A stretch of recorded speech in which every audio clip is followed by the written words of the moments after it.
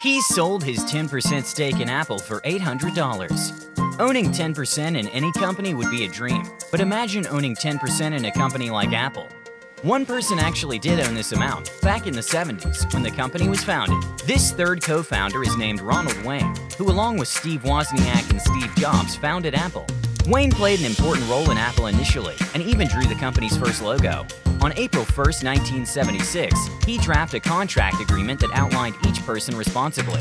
This contract also made him liable for losses that the company incurred as an owner. After Apple got its first contract, Steve Jobs took out a $15,000 loan to fulfill it. The order was for a computer store in San Francisco that ordered 100 computers. Byte Shop, the name of the store, had a history of not paying its bills, and Wayne worried that Apple wouldn't recoup the money.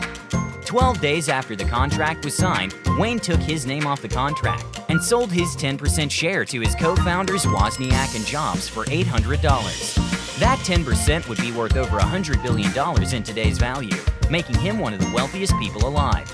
He said that he did not regret his decision because he wouldn't have thrived at Apple, and even states, "I would have wound up in the documentation department, shuffling papers for the next 20 years. The only thing Wayne said he regrets is selling his original contract for $500. The same contract went for sale at an auction for $1.59 million in 2011. Wayne was forced to sell his house in Florida after his life savings were stolen by a burglar, including 45 ounces of gold. Even with all this, Steve Jobs still flew Wayne out to all Apple events with all expenses paid. Please share and subscribe if you like this video.